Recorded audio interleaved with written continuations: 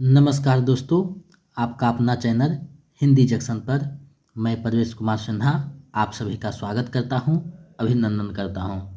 दोस्तों, आज 10 महत्वपूर्ण प्रश्नों का सीरीज लेकर उपस्थित हुआ हूं। अब ये जो सीरीज है ये लगातार चलती रहेगी।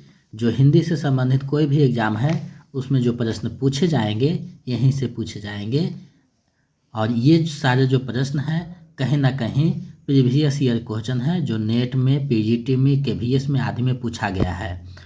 तो अगर आप नए हैं चैनल को सब्सक्राइब कर दें, बेल आइकन को दबा दें और वीडियो को ज़्यादा से ज़्यादा शेयर करें ताकि सभी लोग इसका लाभ उठा सके। दोस्तों, आज जो लेकर उपस्थित हुए हैं वो यूजीसी नेट यानी जो दिसंबर 2024 में होने की संभावना है उसमें पूछे जाने की ये सारे क्वेश्चन की संभावना है। और ये प्रीवियस ईयर क्वेश्चन है यानी 10 जो एमसीक्यू है प्रीवियस ईयर क्वेश्चन है जो कहीं ना कहीं पूछा गया है। तो आप अगर बीपीएससी 4.0 या फिर झारखंड टेट या फिर ईएमआरएस या फिर केवीएस की तैयारी कर रहे हैं हिंदी विषय का, तो ये वीडियो आपके लिए महत्वपूर्ण होने जा रहा है क्योंकि यहाँ जो 10 महत्वपूर्ण प्रश्न समाहित किए गए हैं वो प्रीवियस ईयर क्वेश्चन है जो कहीं ना कहीं पूछे गए थे। ज़्यादातर यूजीसी नेट में पूछा हुआ क्वेश्चन यहाँ समाहित किया हुआ है। तो आप लोग वीडियो के अंत तक बने रहिएगा और देखिए कि आप 10 में कितना सही कर पाते हैं। इसमें 4 विकल्प दिया जाएगा ताकि आप लोग देख सके कि कैसे विकल्प बना हुआ है। और बीपीएससी में 5 विकल्प रहता है तो बीपीएससी का प्रैक्टिस सेट अलग से करवाया जाएगा। ये जो 10 प्रश्न है प्रत्येक दिन आपको सुबह में 7 से 8 बजे तक उपलब्ध करवा दी जाएगी और ये पूरा डिटेल में दिया जाएगा। एक एक जो विकल्प है उसके बारे में विस्तार से जानकारी दिया जाएगा। तो चलिए बिना देर करते हुए आज के प्रश्नों को देखते हैं। पहला प्रश्न आप लोगों के सामने है। राहुल सांकृत्यायन ने हिंदी का पहला कवि किसे माना है? तो आपको बताना है कि राहुल सांकृत्यायन ने हिंदी का पहला कवि किसे माना है। विकल्प आपके सामने है चंद्रबरदाई, स्वयंभू, तीसरा में है सरहपाद, चौथा विकल्प है पुष्पदंत। तो आपको सभी विकल्पों को देखना है कि राहुल सांकृत्यायन ने किसे माना है क्योंकि यहाँ से प्रश्न जब पूछा जाता है तो ये संशय की स्थिति में ज़्यादा पैदा करता है। मैंने वैसा ही प्रश्न को यहाँ समाहित किया है जो आपको फंसाने की संभावना रखता है या प्रबल दावेदारी रखता है। तो देखिए, राहुल सांकृत्यायन ने जो माना है वो सरहपाद को माना है, ये आपको पता होना चाहिए। तो इसका विकल्प ग जो है सही हो जाएगा। अब यहाँ प्रश्न उठता है कि चंद्रबरदाई को किसने माना है। तो चंद्रबरदाई को जो मानने वाले हैं वो रामचंद्र शुक्र मानते हैं, शुक्र जी इन्हें मानते हैं चंद्रबरदाई को। तो स्वयंभू को किसे मानते हैं? तो इसे जो है रामकुमार वर्मा मानते हैं प्रथम कवि। तो पुष्पदंत को कैसे कौन मानता है ये भी आपको जानकारी रखनी चाहिए। तो इसे शिव सिंह सेंगर जो है प्रथम कवि मानते हैं। तो ये 4 जो विकल्प है, एक प्रश्न के माध्यम से हम 4 प्रश्न को समझ लेंगे। अब यहाँ सा थोड़ा सा ग का जो सरहपाद है तो इनको जो है राहुल भद्र के नाम से भी कहीं कहीं उल्लेख किया गया है और इनकी प्रसिद्ध जो रचना है वो है दोहा कोश इनकी जो है प्रसिद्ध रचना है, ये आपको ध्यान में रखना है। तो इतनी चीज़ें आपको ध्यान में रखना है ताकि आपका जो है आंसर गलत नहीं हो क्योंकि आपके लिए जब बीपीएससी 4.0 में बैठिएगा या ईएमआरएस में बैठिएगा या केवीएस में बैठिएगा तो आपके लिए एक एक प्रश्न महत्वपूर्ण होते हैं क्योंकि एक अंक आपका मेरिट बनाने में महत्वपूर्ण भूमिका निभाता है। तो हम जो है चीज़ें को अच्छे से देखते चलेंगे और एक एक प्रश्न को जो है सटीकता से बताते चलेंगे और आप लोग समझते चलिएगा ताकि गलत होने की संभावना कम हो। तो चलिए आगे बढ़ते हैं। इसका सही आंसर विकल्प ग हो जाएगा। आगे बढ़ते हैं अगले प्रश्न की तरफ। प्रश्न आपके सामने है। आदिकाल के किस कवि ने खड़ी बोली में रचना की है? तो खड़ी बोली में किस कवि ने रचना की है आपको बताना है। विकल्प आपके सामने है तो विकल्प को देखिए और बताइए कि आदिकाल के किस कवि ने खड़ी बोली में रचना की है। क विकल्प है नरपति नार, ख विकल्प है विद्यापति, ग है अमीर खुसरो और घ है चंद्रबरदाई। तो आदिकाल के कौन से कवि है जो खड़ी बोली में रचना की है? आपका जवाब सही होनी चाहिए, क्योंकि ये प्रश्न ज़्यादा हार्ड नहीं है, लेकिन फिर भी कहीं ना कहीं आपको फंसाने का जो है, यानी दुविधा में डालने का जो है पूरी दावेदारी रखता है। तो आप इसका सही जवाब दीजिए। अगर आप BPSC 4.0 का नोट्स और प्रैक्टिस सेट पाना चाहते हैं तो हमारे नंबर 7261815307 पे 249 रुपया पेमेंट करके स्क्रीनशॉट भेज दीजिए इसी नंबर के व्हाट्सएप पे, तो आपको उपलब्ध करवा दिया जाएगा, क्योंकि नवंबर में नोटिफिकेशन आने की संभावना है। तो आप लोग अभी से ही तैयारी कर लीजिए। क्लास आगे निकल चुका है, 22-23 क्लास हो चुका है, प्रैक्टिस सेट भी कुछ हो चुका है, तो आप लोग जल्दी से जो है तैयारी में लग जाइए। तो देखिए, इसका जो सही आंसर होगा सभी को पता है, अमीर खुसरो जो है खड़ी बोली में रचना किए हैं, तो विकल्प ग सही हो जाएगा। अब हम लोगों को जो है विकल्पों पे ध्यान देना है, यानी चीज़ें को समझना है। तो अमीर खुसरो को जो है पहेलियों और मुकरियों के लिए जाना जाता है। इनकी प्रसिद्ध जो रचना है खारी कबारी है, ये आपको दिमाग में रखना है। दूसरी बात है कि अमीर खुसरो के जो वास्तविक नाम थे अबुल हसन थे, ये आपको पूछा जाता है।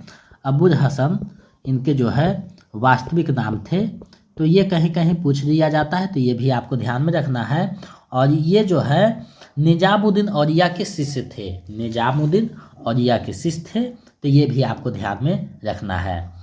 अब देखिए, यहाँ जो विद्यापति हैं, तो विद्यापति का जो है मैथिल को किरा कहा जाता है, कीर्तिरता कीर्ति पताका विद्यापति की पदावली, भू परिक्रमा और पुरुष परीक्षा इनकी जो है प्रसिद्ध रचनाएं हैं। और चंद्रबरदाई की प्रसिद्ध रचना है पृथ्वीराज रासो। तो इतनी बातें आपको ध्यान में रखने की आवश्यकता है। चलिए आगे बढ़ते हैं अगले प्रश्न की तरफ। अगला प्रश्न देखते हैं।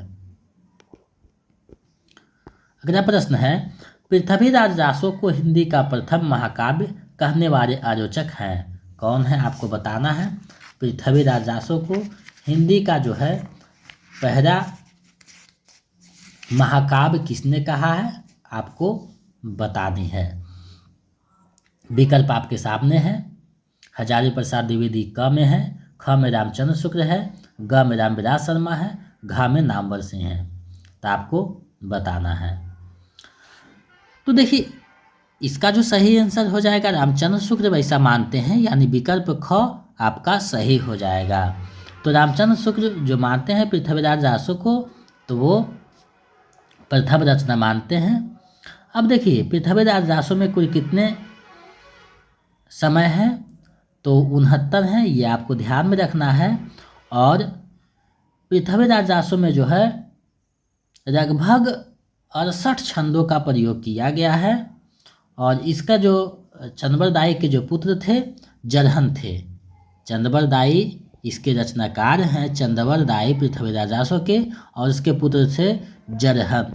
यानी कि आपको प्रश्न पूछ सकता है कि पृथ्वीराज रासो को किसने पूरा किया था, तो उसके पुत्र जरहन ने पूरा किया था, ये आपको दिमाग में रखना है। और हजारी प्रसाद द्विवेदी जो है पृथ्वीराज रासो को सुख सुखी संवाद के रूप में इसे मानते हैं कि ये सुख सुखी संवाद के रूप में है, ना कि महाकाव्य है। तो ये बातें इससे संबंधित था। इसका विकल्प जो है सही विकल्प ख होता है आंसर। आगे बढ़ते हैं। आप लोग देखते चलिए, और हमें पूरा विश्वास है कि आप अगर मेरे चैनल पे तैयारी कर रहे होंगे या किए होंगे, तो आपका लगभग सभी आंसर सही जाएगा। लेकिन आपका ये रिवीजन क्लास है, यानी कहीं ना कहीं रिवीजन करना है, चीज़ों को समझ लेना है। यानी 10 क्वेश्चन के माध्यम से लगभग 50 से 60 क्वेश्चन इसमें समाहित किया गया है, बताया जा रहा है। तो एक एक चीज़ों को आपको ध्यान में रखना है। पंडित चंद्रधर शर्मा गुलेरी ने किसको पुराने हिंदी का प्रथम कवि स्वीकार किया है, आपको बताना है कि पंडित जो है चंद्रधर शर्मा गुलेरी किसको जो है हिंदी का प्रथम कवि स्वीकार करते हैं, यानी मानते हैं। तो आपको ये बताना है। विकल्प आपके सामने है। क में जो है सरहपाद है, ख में स्वयंभू है, ग में राजा मुंज है और घ में पुष्पदंत है। पुष्पदंत है। तो ये आपको देखना है।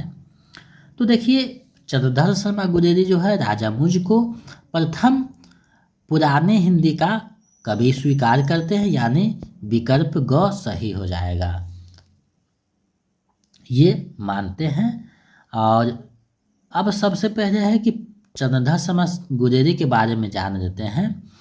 तो इनकी जो है कहानी प्रसिद्ध आप लोगों को पता होगा।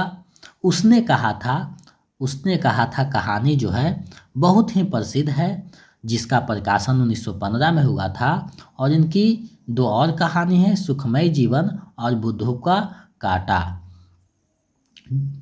तो ये सारे जो है चंद्रधर शर्मा गुलेरी जो है उनकी प्रसिद्ध कहानियाँ हैं, जिसमें उसने कहा था ज़्यादा प्रसिद्ध है। तो ये बातें आपको ध्यान में रखनी होगी इससे संबंधित। तो इसका सही आंसर विकल्प ग हो जाएगा। चलिए आगे बढ़ते हैं, अगले प्रश्न को देखते हैं। प्रबंध चिंतामणि के रचयिता कौन है? प्रबंध चिंतामणि के रचनाकार कौन है? आपको बताना है कि प्रबंध चिंतामणि किसकी रचना है। प्रबंध चिंतामणि किसकी रचना है आपको बतानी है। तो प्रबंध चिंतामणि किसकी रचना है आप लोगों को पता होगा। तो ये मेरुतुंग की रचना है, यानी विकल्प घ सही हो जाएगा, मेरुतुंग की रचना है। अब देखिए यहाँ प्रश्न उठता है कि और जो विकल्प हैं तो उसके रचयिता कौन, उसके क्या क्या रचनाकार हैं, यानी कौन कौन सी रचना है। तो देखिए आस्कू की रचना जो है चंदन बारा रास है। आस्कू की रचना जो है चंदन बारा रास है। उसके बाद अगर अजोड़ा कवि का बात करें तो इनकी जो रचना है राउर बेर है, राउर बेर इनकी रचना है। और उक्ति व्यक्ति प्रकरण जो है दामोदर शर्मा यानी दामोदर पंडित की रचना है। तो ये आपको ध्यान में रखना है, उक्ति व्यक्ति दामोदर पंडित का है, राउर बेर जो है अजोड़ा कवि का है, और चंदन बारादास आसगु कवि का है। और यहाँ जो प्रबंध चिंतामणि है मेरुतुंग की रचना है। तो विकल्प घ सही हो जाएगा, और इसके माध्यम से विकल्प को भी हम दोनों देख लिया। आगे बढ़ते हैं अगले प्रश्न की तरफ। थोड़ा सा ये लंबा हो जाएगा 10 क्वेश्चन में ही, क्योंकि चीज़ें को समझते चले जा रहे हैं तो वीडियो लंबा होगा। तो इसको अन्यथा में ना ले और सही से देखते चले, अभ्यास करते चले, रिवीजन ये क्लास है। आदिकालीन साहित्य में वीर रस की रचनाओं में किस भाषा का प्रयोग किया गया है? तो किस भाषा का प्रयोग किया गया है आपको बतानी है। जो आदिकालीन रचना होती थी उसमें किस भाषा का प्रयोग किया गया है? तो आदिकालीन जो होती थी रचना वो वीर रस की रचना है। तो वीर रस में डिंगर भाषा का प्रयोग किया गया है, ये आपको ध्यान में रखना है। और डिंगर भाषा में जो है अपभ्रंश भाषा और राजस्थानी भाषा दोनों का मिलन होता है। डिंगर में राजस्थानी और अपभ्रंश का मिश्रण ही डिंगर कहलाता है। और अगर पिंगर का बात करें तो ब्रज भाषा और अपभ्रंश भाषा दोनों का मिश्रण पिंगर कहलाता है। तो डिंगर पिंगर क्या है आपको आज पता चल गया। और बुंदेली जो है आप सभी को पता है कि पश्चिमी हिंदी जो उपभाषा है उसकी एक बोली है। और प्राकृत जो है वो हिंदी की पूर्वकालीन अवस्था है, यानी संस्कृत पाली, उसके बाद प्राकृत, प्राकृत के बाद अपभ्रंश, अपभ्रंश के बाद हिंदी बनता है। तो ये अवस्था था। और यहाँ जो विकल्प है आपको बता दिया गया है सभी का। इसका सही आंसर विकल्प ग होगा।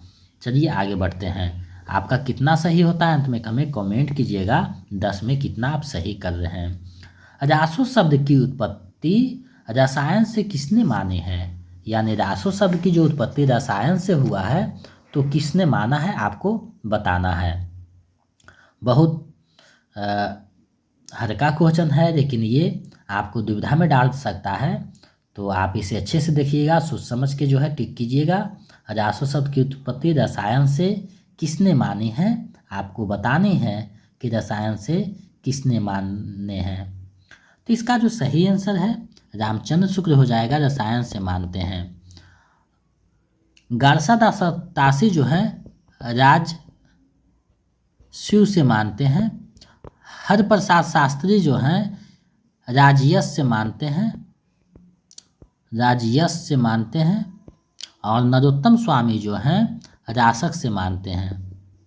तो ये आपको ध्यान में रखना है, रासक से नरोत्तम स्वामी है, राजयश से हरिप्रसाद शास्त्री है और राजसु से गारसा दातासी है और रामचंद्र शुक्ल रसायन से इसकी उत्पत्ति मानते हैं। यानी रासु जो काव्य लिखा गया, यानी रासु शब्द की उत्पत्ति रसायन से किसने माना है, तो रामचंद्र शुक्ल ने माना है।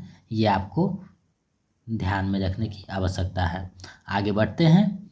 8वां प्रश्न है, मैथिली हिंदी में रचित गद्य की पहली पुस्तक कौन सी है। यानी मैथिली जो हिंदी है उसमें रचित जो है गद्य की प्रथम पुस्तक कौन है, आपको बताना है। तो मैथिली भाषा में रचित गद्य की प्रथम पुस्तक जो है आप सभी को पता होनी चाहिए, वर्ण रत्नाकर है, यानी विकल्प ख सही हो जाएगा। तो ये आप देख रहे हैं वर्ण रत्नाकर जो है इसका सही आंसर। अब वर्ण रत्नाकर के रचनाकार कौन है, तो ज्योतिश्वर ठाकुर हैं। ज्योतिश्वर ठाकुर इसके रचनाकार हैं, ये आपको ध्यान में रखना है। ज्योतिश्वर ठाकुर इसके रचनाकार हैं और ये एक जो है शब्दकोश ग्रंथ है, ये एक शब्दकोश ग्रंथ है, ये भी आपको ध्यान में रखनी है।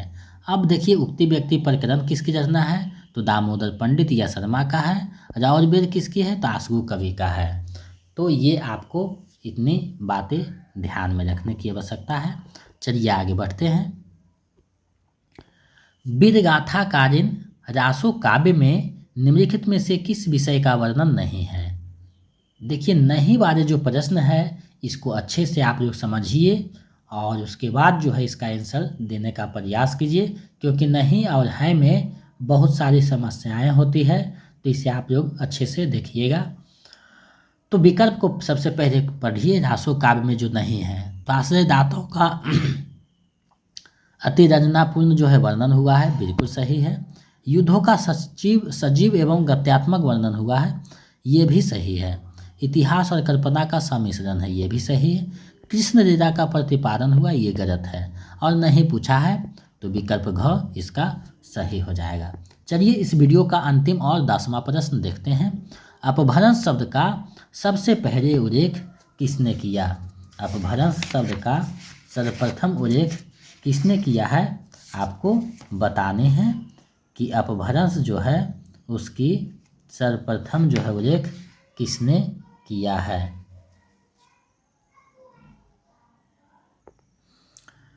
तो आप लोग इसका जवाब दीजिए कि किसने किया है। तो अपभ्रंश शब्द का सर्वप्रथम जो प्रयोग किया है वो पतंजलि ने किया है, यानी विकल्प क सही हो जाएगा। इन्हें योग दर्शन के संस्थापक भी माना जाता है। पाणिनि जो है संस्कृत व्याकरण के लिए प्रसिद्ध हैं। सरहप्पा का दोहा कोश प्रसिद्ध है और नागार्जुन जो है एक सिद्ध साहित्य में, नाथ साहित्य में जाइएगा तो नागार्जुन एक अच्छे जो है कवि हुए। और अगर आधुनिक में आइएगा तो नागार्जुन का नाम जो है प्रगतिवादी कवि में लिया जाता है। यानी आधुनिक कविता जब पढ़िएगा तो नागार्जुन का कविता का जो है जिक्र आएगा, शासन का बंदूक।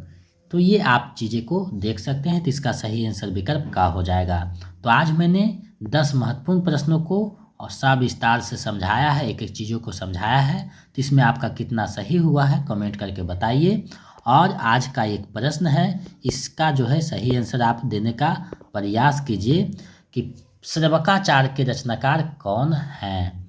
श्रवकाचार्य के रचनाकार कौन हैं, आप जो है इसका जवाब दीजिए कि श्रवकाचार्य किसकी रचना है। और अगर आप ये चैनल पे नए हैं तो सब्सक्राइब कर दीजिए चैनल को, बेल आइकन को दबा दीजिए और वीडियो को ज़्यादा से ज़्यादा शेयर कीजिए। आज का प्रश्न का जो है जवाब आप लोग कमेंट सेक्शन में दीजिए, श्रवकाचार्य के रचनाकार कौन हैं। तो मेरे साथ बने रहने के लिए बहुत बहुत धन्यवाद। मिलते हैं एक नए वीडियो में।